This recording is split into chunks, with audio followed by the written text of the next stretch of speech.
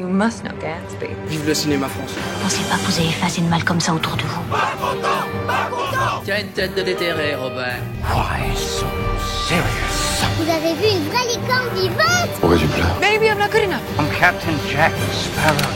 Vous voulez tout savoir de l'actualité du cinéma, les critiques, les infos exclusives et la possibilité de gagner plein de cadeaux? Vous êtes au bon endroit, bienvenue dans Clapement 5. Je m'appelle Aurélien Rapatel et j'ai le plaisir de vous retrouver pour un nouvel épisode de votre podcast cinéma préféré. Merci de la part de toute l'équipe d'être toujours plus nombreux à nous écouter, et si tu nous écoutes sur Apple Podcast, tu peux dès maintenant nous mettre 5 étoiles pour nous soutenir au mieux. On est ici entre amis, on tient des petites discussions improvisées comme tout le monde le fait à la sortie du cinéma ou juste avant que le film ne commence. C'est ça l'ambiance de Clapement 5, une atmosphère détendue mais avec quand même beaucoup d'infos à la clé. Cette discussion entre amis, elle va se dérouler aujourd'hui avec 3 spécialistes chacun dans leur domaine. Ce sont nos fameux clapeurs que je vous présente tout de suite. La première, c'est notre productrice préférée qui se cogne au micro comme personne, c'est Elsa Morel. Salut. Nous accueillons aussi une nouvelle clapeuse qui est journaliste aussi, c'est Emma Salvarelli, c'est ça? C'est ça, bonjour. Je me trompe pas, bonjour. Et pour terminer, retrouvons notre réalisateur préféré, Raphaël Chiche. Ça se prononce comme ça, bonjour. Réalisateur préféré, tu veux dire? J'imagine. Est-ce que tout le monde va bien en ce début 2020? Ça va bien, ça roule. Elsa a déjà commencé à se cogner dans le micro. C'est pop là, ça prend trop de place. Ça veut dire qu'on commence bien. Bon, donc comme tous les lundis, vous avez le droit à la critique d'un film sorti récemment au cinéma, et aujourd'hui, c'est le nouveau film de Greta Gerwig, Les filles du Docteur March, que nous allons ausculter. Adapté du roman éponyme, nous découvrons l'incroyable histoire de ces sœurs incarnées par... Alors vas-y Elsa, dis le nom. Sœur Sharonan, voilà. C'est ça, que je me trompe pas. Emma Watson ou encore Florence Pugh, accompagnée de Meryl Streep, Timothée Chalamet et Louis Garrel. Chers clapeurs, vous allez nous donner votre avis, et à la fin de ce podcast, je vous demanderai de mettre une note pour indiquer à tous ceux qui nous écoutent si c'est un film que Clapement 5 recommande ou non. Il faudra mettre de 0 à 5 claps, sachant que 0 est la note la plus faible et 5 la meilleure. Elsa, on va commencer avec toi. Qu'as-tu pensé des filles du Dr March? Et ben moi je les ai beaucoup aimées, ces filles du Dr March, puisqu'elles sont dans une société qui est très patriarcale. Exactement. Et je les ai trouvées très espiègles, indépendantes et voilà, un peu faux-folles. D'ailleurs, il y a une scène où on dit mais c'est vrai, quelle est la plus calme des sœurs? Et j'aime beaucoup parce que du coup ça les décrit bien.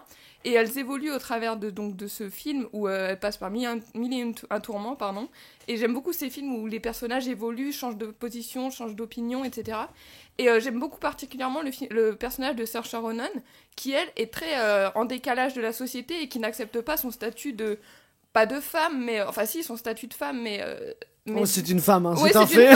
C'est un fait. Mais c'est le statut de femme qu'elle n'accepte oui, pas. À cette époque-là. Le statut de l'époque. Voilà, à cette époque-là. Le fait qu'elles se disent, mais pourquoi est-ce qu'on doit se marier? Pourquoi on n'arrive pas à faire de l'argent, etc. Et j'aime beaucoup parce qu'elle joue très bien ce personnage hyper espiègle et sa relation avec Timothée Chalamet aussi est très bien aussi. Enfin, moi, j'ai beaucoup aimé le casting, etc. Etc. Raphaël, toi, c'est etc. Eh ben écoute, etc. Pareil, j'ai envie de dire, j'ai beaucoup aimé le casting. Moi, je suis un grand amoureux de Timothée Chalamet, donc voilà, quoi qu'il fasse, j'ai l'impression qu'il peut faire la pub de Jiffy, je serai amoureux. Non, voilà, blague à part, j'ai trouvé le casting excellent, Saoirse Ronan excellent aussi. Alors moi, à l'inverse, j'avais moins aimé Lady Bird, moins aimé. Oui, moins aimé. J'avais moins aimé Lady Bird, film dans lequel je m'étais un petit peu plus ennuyé, et là, c'est vrai que bah du coup, j'avais un petit peu d'appréhension en allant voir le film, et très très bonne surprise parce que le film en lui-même est excellent, le casting est excellent, Meryl Streep est très bonne, très drôle, et puis Louis Garrel, voilà, Louis Garrel, c'est Louis Garrel, quoi, c'est toujours égal à lui-même, très très bon film. Il y a si je devais mettre un petit moins à ce film-là, c'est que justement, il y a ce côté très féministe, très engagé, qui est important et qui fait d'ailleurs toute la force du film, mais qui, je pense, à certains moments, n'est pas assez subtil. Je pense que des fois, il n'y avait pas besoin de dire, parce qu'il y a une répétition du le mariage, c'est une chose financière. Voilà, ça c'est répété dans le film. Alors c'est vrai que le dire une fois, bah on s'en rend compte du coup, mais c'est quand même beaucoup répété, et c'est vrai que moi je me suis dit, bah voilà, là si il pourrait très bien arrêter de le dire, et on l'a compris, et du coup c'est d'autant plus... Je suis pas d'accord avec toi, je trouve que justement elle est très bien placée cette phrase au cours du film, parce que ça a un réel impact à chaque fois. Elle est dite 2 fois il me semble, ou 3 fois, enfin, les 2 fois où ça m'a impacté, donc c'est la fois où c'est Amy qui discute avec la tante, et la dernière fois c'est à la fin du film, justement elle vend son livre, et bah ça a d'autant plus cet impact parce que quoi qu'il arrive, ça, c'est économique. Oui, non, bien sûr, mais ça je suis d'accord, mais après c'est vrai que, je sais pas, j'avais l'impression qu'il y avait cette répétition-là qui, moi en tout cas, je me suis dit, bon bah, c'est peut-être vouloir dire aux spectateurs attendez, on vous rappelle aussi qu'il y a ça, alors que toute l'ambiance du film et tout le film en lui-même nous le fait déjà ressentir. Cela dit, ça c'est une petite critique au sein d'un très très bon film. Moi j'ai passé un très très bon moment et de toute façon Saoirse Ronan et Timothée Chalamet qui étaient déjà dans Lady Bird, hein, j'ai vu des interviews en parallèle, ils sont très amis dans la vraie vie et ça se ressent énormément dans le film, donc cette complicité elle est géniale à l'écran, donc voilà. Emma, toi qu'as-tu pensé du film? Alors moi j'avais peur parce que les films romantiques de 2 heures c'est pas trop mon truc en général. 2h15 là. 2h15 en plus, mais en fait c'est juste un bon moment. Ça a été 2h15 où j'ai passé un bon moment, le film est hyper agréable, donc l'actrice principale est tellement pétillante et je trouvais qu'elle était parfaite pour le rôle, comme tout le casting, parce que personne n'est en dessous, personne n'est au-dessus, c'est vraiment très juste. Et justement moi j'ai beaucoup été impactée par ce côté très féministe qui est très contemporain au final, parce que le film n'a pas d'âge. Et il y a ce moment d'ailleurs que j'ai beaucoup apprécié dans le film et que je trouve toujours aussi vrai, où elle est après que la sœur soit morte, elle dit en fait je trouve ma condition horrible parce que je pense que les femmes sont douées, sont pleines de talent, et je suis pour le fait de me battre pour être une femme indépendante, mais je me sens si seule, et c'est un sujet je pense qui est très contemporain encore, et c'est pour ça que ce film a fait beaucoup de bien, parce qu'il envoie tellement de bons messages et de bonne morale sur le fait que la famille c'est important, qu'on n'a pas le temps de ne pas réaliser ses rêves, et en même temps que chaque personne doit être libre de faire ce qu'il veut, peu importe son genre et peu importe de quel endroit il vient. En fait ça aurait fait un très bon Disney.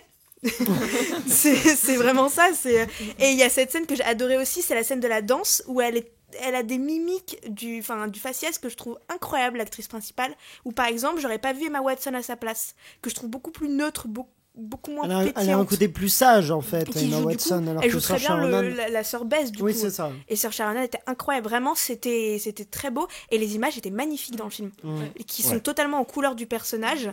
Et ça que j'ai beaucoup aimé, et en plus avec les flashbacks ça met un véritable rythme dans le film que j'ai trouvé très beau.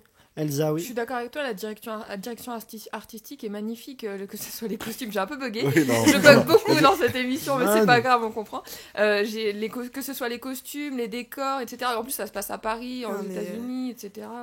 Elle est vraiment très beau ce film. Et puis Timothée Chalamet, je pense que c'est son année en fait, Timothée Chalamet. Lui, il est en train de monter. Là, on va le revoir en 2020, dans Dune, notamment de Denis Villeneuve. On en reparlera dans le débat qui sera diffusé. Et puis il est en train de faire le biopic de Bob Dylan aussi, je crois. Il va tourner ça. Et vous avez vu Le Roi cette année sur Netflix, incroyable. Oui.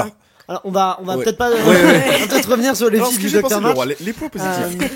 Moi personnellement, les filles du Dr March, j'ai aussi beaucoup aimé. Je trouve qu'effectivement c'est comme on l'a dit, c'est un film long, mais c'est un film qui tient sur sa longueur et qui est réussi, parce que je trouve qu'il y a plein effectivement de petites péripéties. Il y a pas de l'action, mais il se passe plein de petites choses qui sont fascinantes, et on est content de découvrir un peu le destin de ces filles-là qui sont courageuses, qui sont drôles, qui sont intelligentes, qui sont pas les filles du il se passe quand le film au 19e siècle, pendant la guerre de sécession. Oui, voilà, c'est ça. Et on a l'habitude de voir des filles beaucoup plus rangées, beaucoup plus sages, et ça fait du bien de voir des personnages comme ça. Et ce qui est très intéressant aussi, c'est pour la fin, parce que dans le livre qu'avait écrit Louisa May Alcott, le personnage principal doit se marier, parce que justement c'est la demande de l'éditeur, et Greta Gerwig, du coup, quand elle a repris, elle a modifié la fin pour qu'en fait elle se marie pas, parce qu'en fait son intention de base à Louisa May Alcott, c'était justement qu'elle se marie pas. Bien sûr. Donc elle a réussi à recréer cette œuvre-là en modifiant selon les souhaits qu'aurait aimé l'auteur principal. Donc je trouve que c'est un très bel hommage. Effectivement, le casting est incroyable. Meryl Streep, on le dit tout le temps, mais là, elle, en plus, on la voit pas beaucoup, mais elle est tout le temps très drôle, très pinçante, et elle a un personnage très juste d'une femme qui arrête pas de dire à ces jeunes femmes il faut se marier, et elles lui disent mais toi t'es pas mariée, puis elle dit bah oui mais moi je suis riche. Donc oui, Emma. Moi, gros coup de cœur pour la relation du grand-père du coup du personnage de Laurie et de la sœur. Ça c'est très touchant. Magnifique cette complicité. Surtout que ce grand-père, moi je l'ai senti un peu, je me dis ça va être la caricature du grand-père du vieux riche qui est aigri, tout ça. Et en fait pas du tout, il est très touchant, très attendrissant avec ces filles-là, et notamment avec la jeune sœur qui est malade. Et il y a la scène incroyable du piano où il s'assoit dans les escaliers à l'écouter, et on la voit au loin. L'image est magnifique. L'image du film est vraiment très belle. Les décors sont incroyables. Les décors, les couleurs, les costumes, l'univers artistique du film est vraiment très beau. Et puis il y a Saul Goodman aussi dedans. Qui Ah oui, l'acteur il joue le père, c'est ça? Ouais, exactement. J'avais reconnu, mais j'ai du mal à savoir. Je trouve que son rôle à lui, pour le coup, l'idée est plus importante que le personnage en lui-même. En fait, c'est ça, parce que c'est les femmes qui sont mises à l'avant. C'est ça, le titre vraiment en anglais c'est Little Woman, donc c'est vraiment ces petites femmes qu'on met devant au premier plan, ce qui n'a pas été beaucoup le cas dans le cinéma, et donc ça fait beaucoup de bien. Mais je trouve que le titre français, enfin c'est le titre du roman, du coup ne convient pas elles sont réduites à leur statut social. Le titre du roman en français c'est Les 4 filles du Docteur March. C'est ça. Pareil dans le livre, au final Little Woman c'est des petites femmes, elles sont réduites qu'à leur genre. Ouais, mais là ça fait du Docteur March. Ouais, mais je suis d'accord avec toi, ça veut dire elles appartiennent au Docteur March. Non mais c'est ça, non mais je trouve que pour le coup c'est un peu astucieux, parce que Little Woman, c'est ce que dit Emma, c'est ça, c'est des petites femmes qui juste des petites femmes quoi. Les 4 filles du Docteur March, ils ont gardé l'idée que c'est les filles d'un homme quoi.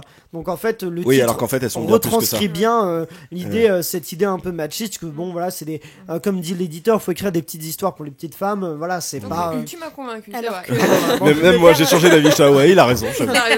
Alors que le père est pas du tout au final dans cette société patriarcale. Ah non, pas du tout. Il a une éducation totalement libre, de ses filles font ce qu'elles veulent et c'est très beau. Et la mère d'ailleurs très bien jouée par Laura Dern qui est toujours excellente, et là je la trouve très touchante, elle est très on sent qu'elle veut vraiment faire de son mieux, je trouve qu'elle a toujours un sourire, on sent que derrière ce sourire se cachent des larmes. C'est très poétique ce que je dis. Mais c'est vrai. Mais c'est un peu ça, oui, c'est ça, je trouve qu'on voit qu'elle tente toujours de faire de son mieux, et on sent l'héritage de ça dans ces différentes filles, et qui sont Elsa. Moi j'ai une mention spéciale pour Louis Garrel, parce que je trouve que souvent les Français qui jouent dans des films étrangers forcent leur jeu, et là je l'ai trouvé très bien. Très doux dans son... Oui c'est ça, ouais. Alors, Raphaël. Moi j'ai une mention spéciale pour Timothée Chalamet. Oui. Je sais pas si vous le connaissez. Il est vraiment super. Non mais moi je te rejoins sur Timothée Chalamet, parce que c'est vraiment un acteur qui je trouve comme François Civil, c'est un peu notre François Civil français, parce que et tous les deux ils trouvent tout pour rendre chaque mot hyper naturel. Et c'est des acteurs qui... Timothée Chalamet, c'est exactement ça. Tu le vois comme ça, tu as l'impression qu'il est avec toi. Et François Civil, c'est la même chose en France. Alors j'ai eu la chance de rencontrer Timothée Chalamet en vrai, qui est quelqu'un d'adorable, mais vraiment qui est exactement pareil quand tu le vois dans les interviews qu'en vrai. Dans quelle occasion? Lorsque je travaillais chez Quotidien, il était venu en invité pour Call Me By Your Name. Et c'est un mec génial, mais il fait partie de ces gens-là qui alors quand je dis que je suis amoureux, on l'a compris, moi c'est vraiment purement platonique, mais il a non mais dans le sens tu as tes chances, t'en fais pas. j'espère mais il dégage quelque chose qui est charisme, mais qui est étouffant. C'est-à-dire que quand non mais dans le sens où, non mais vraiment, c'est-à-dire que quand tu te retrouves en face de lui, ou même quand tu le vois à l'écran, moi je trouve que ce soit dans Le Roi ou dans Les Filles du Docteur March, il dégage quelque chose qui, en tout cas moi personnellement je me dis je sais pas, il y a un truc quoi. Mais c'est un acteur, c'est un vrai acteur. Parce qu'on voit beaucoup d'acteurs, notamment quelques acteurs américains qui jouent dans des blockbusters et qui sont un peu interchangeables, mais lui il y a vraiment quelque chose. Elsa, oui. Mais je l'avais découvert dans Homeland et j'avais pas calé son potentiel en fait. Dans Homeland, oui c'est. Il est dans Homeland. Il joue le fils de. Parce que j'ai vu Homeland, mais il est dans la saison 3. Il joue le fils du président. Il joue la copine. Il joue le copain de la fille de. Oui c'est ça, de Brody. Je me rappelle pas du tout. C'est ça. J'ai une question pour vous, parce qu'il y a eu cette polémique au Golden Globes, justement il n'y a pas de réalisatrice qui était sélectionnée, et donc ça veut dire pas de Little Woman ou pas de Fille du Docteur March. Est-ce qu'il manquait ce film-là au Golden Globes? Est-ce qu'il avait sa place pour vous? Alors en face il y avait quand même de la concurrence. Après il y avait trois films. Moi je sais pas s'il y avait tant de parce que on va faire dans les meilleurs films. J'imagine qu'il aurait été mis dans la catégorie meilleur film dramatique. Il y a 3 films Netflix dans cette catégorie. Il y avait Les Deux Papes, il y avait The Irishman, il y avait Joker et Marriage Story. Mais moi je me dis que là-dedans il aurait mérité sa place. Pour un film Netflix, je suis d'accord. Moi je veux dire pas parce que c'est un film réalisé par une femme, c'est pas cet argument bête de dire il faut absolument une femme là-dedans, mais est-ce qu'il le mérite en fait, parce que c'est un film réussi qui méritait, je pense qu'il méritait sa place au Golden Globes, et je pense qu'il sera aux Oscars. Moi je pense que les Oscars feront pas la même erreur. Mais c'est une comédie dramatique c'est-à-dire que tu mets ça face à Joker, ou alors dans la catégorie meilleur film musical ou comédie.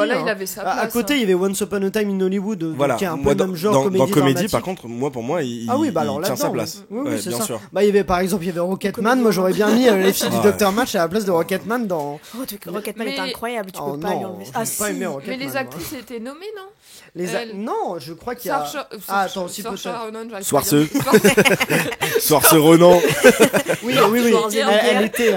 Oui, elle était nommée. Saoirse Ronan était bien nommée. Il y a une. Schwarzy, ouais. Pour les intimes. Mais attends, du coup, elle était nommée dans. Alors attendez, je vous dis ça. Elle était nommée dans film dramatique. Donc il aurait été considéré comme un film dramatique. Moi, c'est une comédie romantique plus qu'autre chose. Ouais, mais ça. Il faut contacter les Golden Globes. Mais oui, mais ça va pas.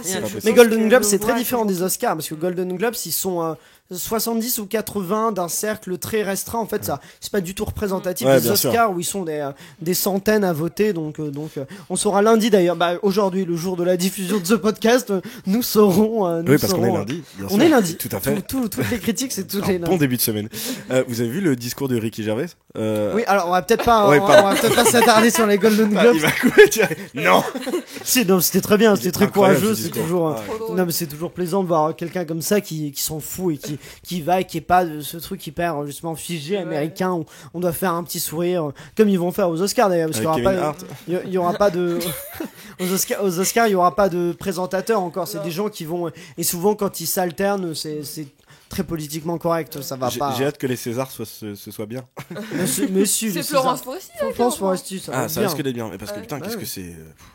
Florence Foresti, pardon. C'est un autre débat, c'est un autre débat. On en discutera hors antenne. Je vous propose de me donner vos notes sur les filles du Dr Marchelza.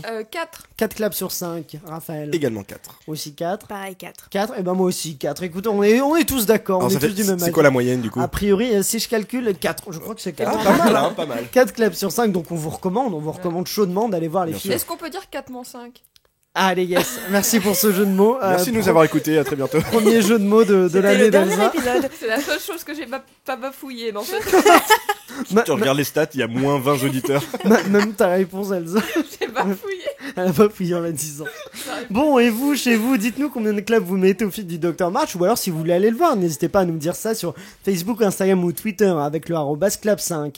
C'est déjà la fin de cet épisode. Écoutez, merci à vous tous de l'avoir suivi. Merci à tous nos clappeurs, merci à Ciné7, à nos partenaires OCD Univers Ciné. N'oubliez pas de liker le podcast et de le partager au maximum. Et si vous nous écoutez sur Apple Podcast, vous pouvez toujours nous mettre 5 étoiles pour nous soutenir au mieux. On se retrouve dès mercredi avec l'interview d'un jeune comédien que vous avez récemment pu voir dans la série événement de TF1, Le Bazar de la Charité, qui est actuellement disponible sur Netflix. Il était au cinéma dans le film MILF par exemple avec Virginie Ledoyen. Donc rendez-vous sur Clapement 5 mercredi pour découvrir de qui il s'agit. Et d'ici là, allez au cinéma.